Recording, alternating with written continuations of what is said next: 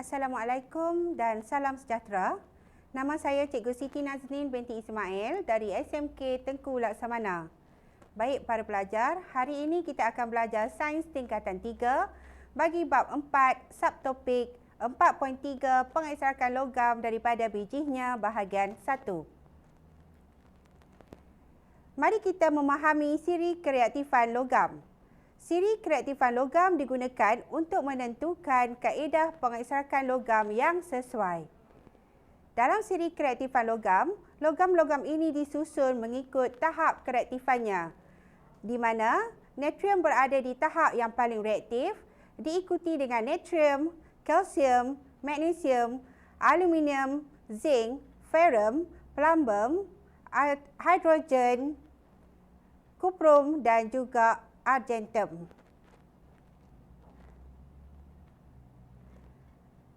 Di dalam siri kereaktifan logam, logam yang lebih tinggi daripada karbon dalam siri kereaktifan diekstrak menggunakan teknik elektrolisis.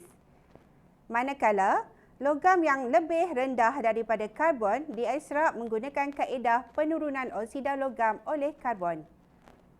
Untuk logam yang di mana berada dalam unsur di dalam kerak bumi, dia akan diekstrak menggunakan kaedah pemanasan terus. Mari kita lihat pengeksarakan melalui proses elektrolisis. Logam-logam ini berada di aras yang lebih tinggi daripada karbon dalam siri kereaktifan logam, iaitu logam kalium, natrium, kalsium, magnesium dan aluminium.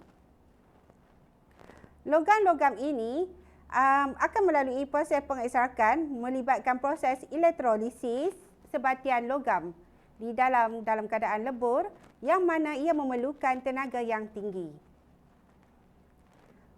Baik, kita lihat pula pengeksarakan yang kedua iaitu melalui proses penurunan karbon.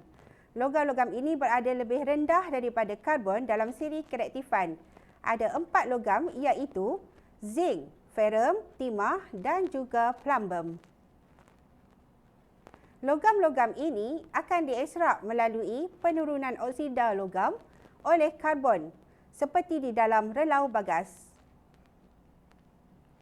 Untuk kaedah pengeksarakan logam yang ketiga, mari kita lihat untuk logam yang kurang reaktif seperti kuprum dan merkuri, di mana logam ini diekstrak melalui pemanasan terus sebatian karbon. Pengeksarakan logam ini boleh dilakukan dengan pemanasan terus sebatian logamnya. Bagi logam yang tidak reaktif, ia berada dalam bentuk unsur bebas seperti argentum dan juga emas. Logam-logam ini wujud dalam bentuk unsur bebas di dalam kerak bumi dan ia tidak memerlukan pengeksarakan yang kompleks. Baik, para pelajar, sekarang kita sudah berada di peringkat akhir. Mari kita lakukan aktiviti padankan logam dan kaedah pengeksarakan. Cuba para pelajar lihat contoh-contoh logam yang berada di sebelah kiri. Kalium, zinc, ferrum, merkuri, aluminium dan juga kuprum. Cuba pelajar tandakan di manakah kaedah pengeksarakan yang sesuai untuk logam-logam ini. Mari kita lihat kalium. Kaedah pengeksarakan yang sesuai untuk kalium adalah, ya betul, elektrolisis. Bagaimana pula dengan zinc? Betul, zinc menggunakan kaedah penurunan oleh karbon. Ferrum pula, ya betul, ia menggunakan penurunan oleh karbon juga. Bagaimana dengan merkuri? Merkuri menggunakan kaedah yang ketiga iaitu pemanasan secara terus. Aluminium? Ya, betul. Aluminium menggunakan kaedah elektrolisis. Dan yang terakhir, kuprum?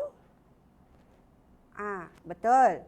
Kuprum menggunakan kaedah pemanasan terus. Rasanya kita sudah berada di akhir pelajaran kita pada hari ini.